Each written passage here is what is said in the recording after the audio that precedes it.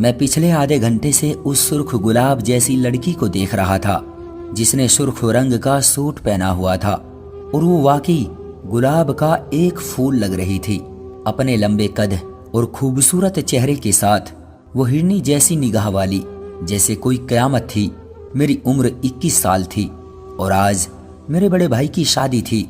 मेरी भाभी विदा होकर घर आ गई थी, लेकिन एक लड़की थी जो भाभी के पल्लू से बंद कर रह रही थी। इसको देखकर ऐसा महसूस हो रहा था कि आसमान से कोई परी उतर कर आ गई है। मैं उसके चेहरे से नजरें नहीं हटा पा रहा था। सिर्फ मैं ही नहीं, जो भी उसे देखता तो देखता ही रह जाता। पूछने पर पता चला कि वो मेरी भाभी की छोटी बहन है और उसका नाम सीमा है। ये सुनकर मुझे अजीब तरह की हैरानी हुई थी, यानी इतनी खूबसूरत लड़की से मेरा अब सामना होता रहेगा। लेकिन मुझे नहीं पता था कि ये हसीना तो हमेशा के लिए मेरे घर में रहने के लिए आ गई थी। जब शादी का हंगामा खत्म हुआ और मेहमान अपने अपने घरों को वापस जाने लगे तो मैंने देखा कि वो लड़की घर पर ही मौजूद है, यानी कि मेरे घर में। मैंने अपनी मम्मी से सवाल किया तो मेरी मम्मी ने बताया कि सीमा अब यही रहेगी। ये सुनकर तो मेरा दिल खुशी से उछल पड़ा, यानी कि अब रोजाना मुझे उस खूबसूरत लड़की का दीदार करने को मिलेगा। मेरी उम्र ही ऐसी थी, इस उम्र में ऐसे जज्बात का उभरना लाजमी था। वो जितनी खूबसूरत उतनी ही मासूम भी लग रही थी। मेरी माँ ने बताया कि मेरी भाभी का कोई नहीं है, ये दोनों बहनें अपने मामू के घर रहती थी।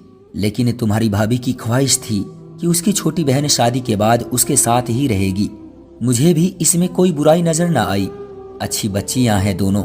मैंने हाँ कर दी। अपनी माँ से मुझे इसी तरह के जवाब की उम्मीद थी। वो नरम दिल की औरत थी। माँ को शायद ये बात अजीब नहीं लग रही थी, लेकिन मुझे ये बात बहुत ही ज्यादा अजीब लग रही थी। उसके यहाँ रहने की बात सुनकर मुझे खुशी हुई थी, लेकिन फिर भी मुझे अजीब लग रहा था कि एक जवान लड़की जो कि हमारे लिए बिल्कुल अजनबी थी, हमारे घर में रहने के लिए आ गई थी। हालांकि उसके मामू का घर उसके लिए ज्यादा सेफ होता रहने के लिए। खैर, मैंने सोचा कि उनके आपस का मामला है।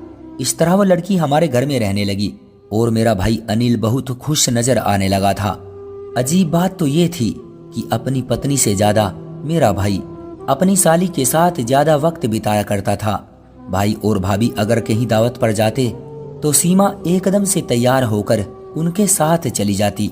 न भाई को ऐतराज होता उनके साथ जाने पर, न भाभी को। भाभी को ऐतराज इसलिए नहीं था क्योंकि वो उसकी सगी बहन थी। ये बात तो समझ में आती थी, लेकिन भाई को तो ऐतराज होना चाहिए था ना। भाई की नई नई शादी थी और उसे वक्त चाहिए था अपनी पत्नी के साथ गुजारने के लिए। लेकिन ये लड़की तो दोनों के साथ साई की तरह चिपक कर रह गई थी।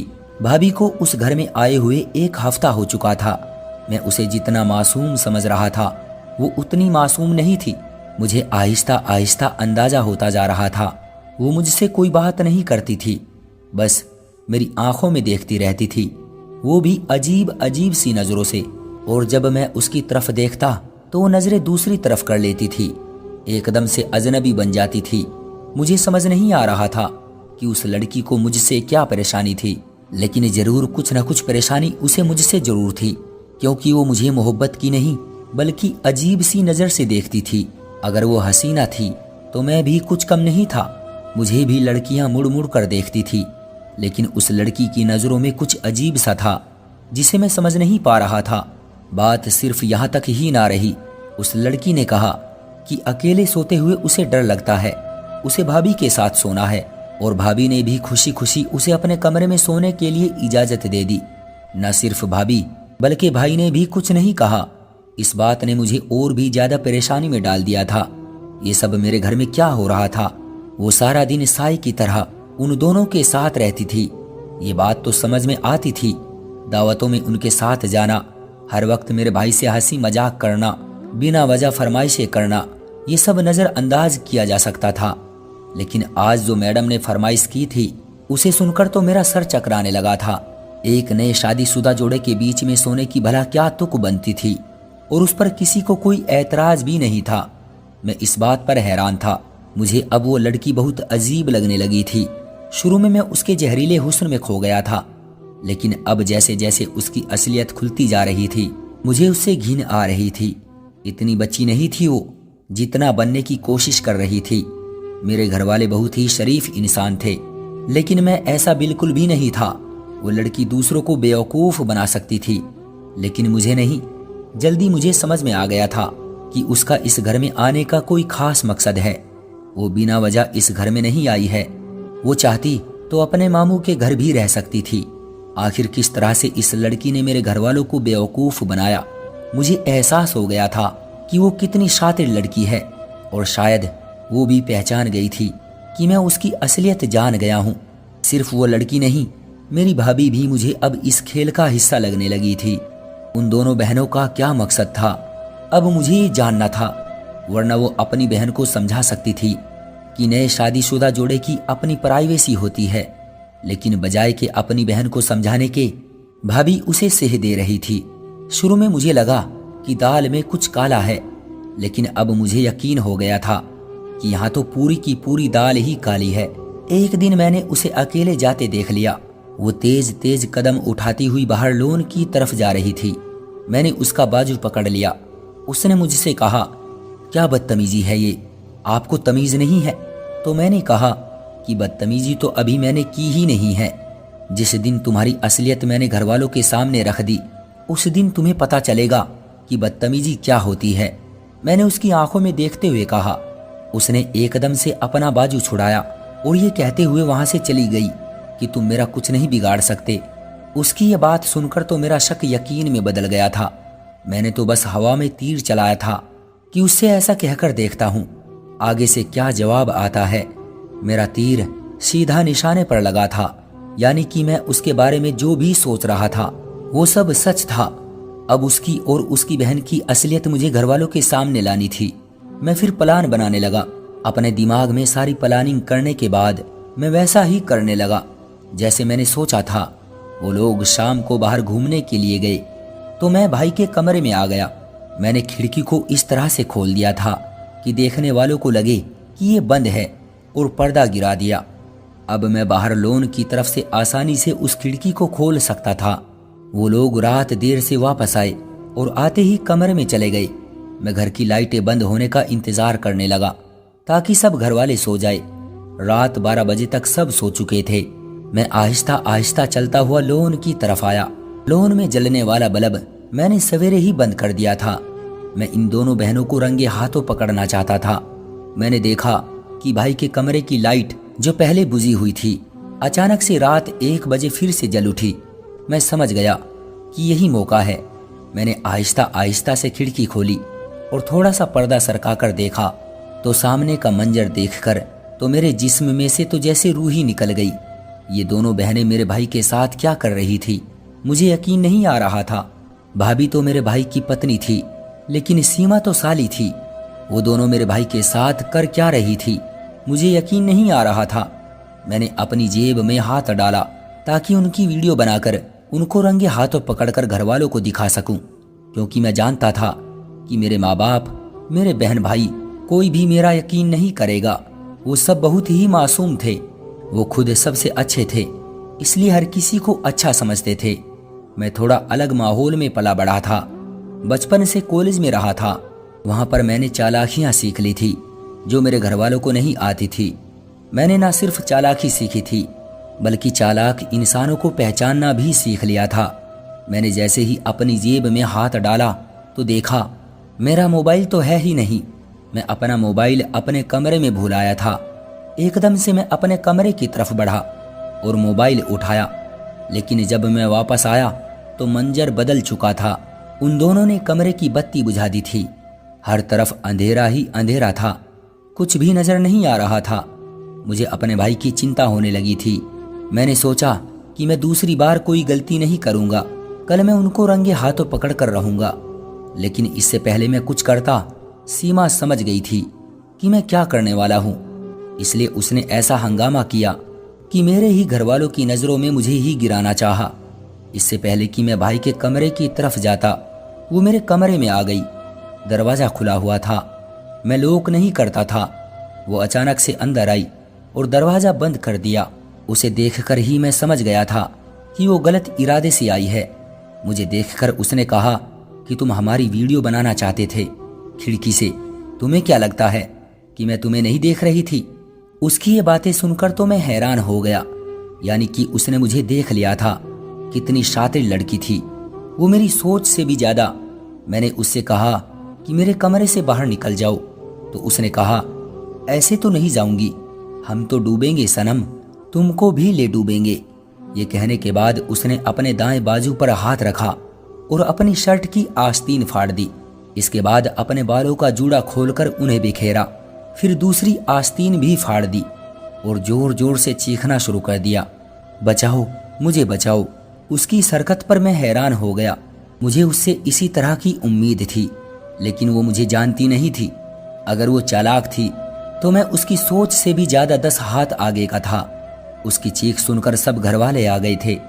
घरवालों के पूछने पर उसने बताया कि मैं उसकी इज्जत पर हाथ डालने की कोशिश कर रहा था और मेरे मासूम घरवालों ने एकदम से उस रोती हुई लड़की का यकीन कर लिया था।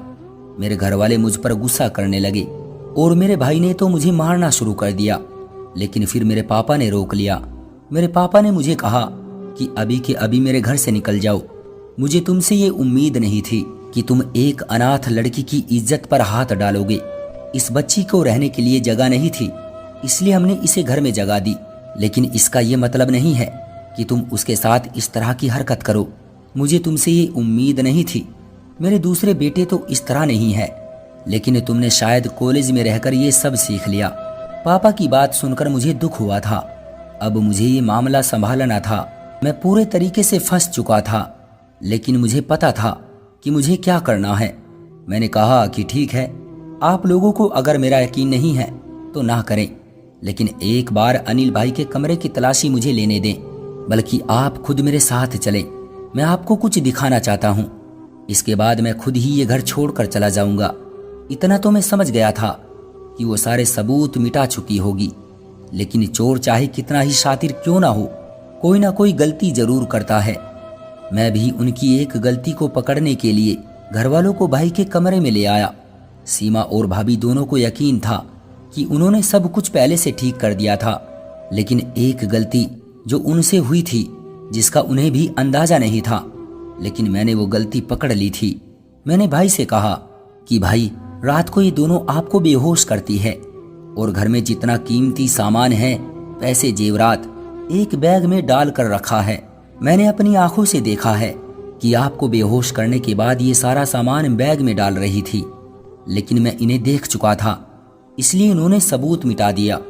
भाई ने कहा कि तुम्हारी बात पर मुझे यकीन नहीं, ऐसा कुछ नहीं है। मैंने बेड के नीचे से वो कपड़ा उठाया और साथ ही बेहोशी की वो दवा भी उठाई और घरवालों को दिखाया, जिसे देखकर भाभी और सीमा का रंग फीका हो गया था। यही वो गलती थी जो उन दोनों ने की थी। भाई को बेहोश करने के बाद उन्होंने ये सब बेड के नीचे फेंक दिया था और मुझे पूरा यकीन था कि उन्हें ये सबूत मिटाना याद नहीं आया होगा। थोड़ी देर बाद ही मेरी बड़ी भाभी कमरे में आई और कहने लगी कि उनका सारा जेवर कमरे से गायब है। मैंने कहा कि वो सारा जेवर इन दोनों बहनों के पास है। यकीन नहीं आता तो तलाशी ले लो। काफी तलाशी लेने के बाद भी घरवालों को कुछ न मिला। फिर मैंने कहा कि घर में मौजूद जो पैसे आपने रखे थे वो तो देख लें कि कहाँ रखे हैं। मेरे पापा ने जहाँ अपने पैसे रखे हुए थे वहाँ देखा तो कुछ भी नहीं था। मैंने कहा ये सब कुछ इन दोनों बहनों का किया धरा है। रातों रात इन लोगों ने पैसे कहीं गायब कर दिए हैं। जब जेवर और पैसे घरवालों को नहीं मिले तो उन लोगों को भी शक हो गया। मैंने घरवालों से कहा कि कल रात मैंने इन दोनों को ये कार्रवाई करते हुए देख लिया था, जिसके बदले में सीमा मुझ पर इल्जाम लगाकर मुझे घर से निकलवाना चाहती है। रिश्ता करते वक्त आप लोगों को सोचना चाहिए था कि आप किन लोगों से रिश्ता कर रहे हैं। न जान न पहचान आप लोगों ने लड़की का हुस्न देखकर शादी कर ली। मेरी माँ ने भी तलाशी ली। घर में ना कोई जीवन था न कोई पैसा था, तो उन्हें सारी बात समझ में आ गई। फिर मेरे भाई ने कहा कि सब कुछ वापस कर दो, वरना अभी पुलिस को फोन करके दोनों बहनों को पुलिस के हवाले करता हूँ। जब इन दोनों बहनों ने देखा कि उन्हें चारों तरफ से मुसीबत ने घेर लिया है, तो सीमा ने फौरन मेरी माँ के पैर पकड़कर माफी मांगी और कहा कि ये सब कुछ करने के लिए उसे भाभी ने उकसाया था। सीमा रोते हुए माफी मांग रही थी, लेकिन वो अब भी ड्रामा ही कर रही थी और मेरी भाभी फटी फटी आंखों से अपनी छोटी बहन को देख रही थी। कि जिसने सारा जुर्म मेरी भाभी पर डाल दिया। खैर, जो भी था, सच सबके सामने आ चुका था। मेरी भाभी और सीमा के मामू का एक क्रिमिनल गैंग था और जगह जगह उन दोनों बहनों को शादी के बहाने से भेजकर डाके डलवाता है। और हम जैसे शरीफ इंसानों को ये लोग बेवकूफ़ बनाकर पहले शादी का ड्रामा रचाते हैं और फिर चोरी करके वहां से भाग जाते हैं। मेरे घर वालों ने पुलिस को खबर दी। सीमा भाभी और उसके मामू को पुलिस ने गिरफ्तार कर लिया। उन लोगों ने अपना जुर्म स्वीकार कर लिया था।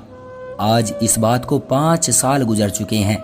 मैं ऊपर वाले का शुक्र अदा करता हूँ कि ऊपर वाले ने हमें इन लोगों से बचा लिया, वो लोग जो हमारी जान भी ले सकते थे। बस ये कहूँगा कि रिश्ता करते वक्त अच्छी तरह से देखभाल कर लें ताकि फिर बाद में आपके साथ भी ऐसा कुछ ना हो। क्यों दोस्तों, सही कहा ना मैंने? आपका क्या कहना है इस कहानी के बारे में? कमेंट करके हमें ज़रूर बताएं। वीडियो को लाइक कर दीजिए और इसी तरह की कहानियाँ लगातार देखने के लिए चैनल को सब्सक्राइब करके घंटी को दबाकर ऑल पर सेट कर लीजिए ताकि आने वाली वीडियो का नोटिफिकेशन आपके पास तुरंत पहुँचे। मैं मिलता हूँ आपसे अगली वीडियो में, तब तक के लिए धन्यवाद।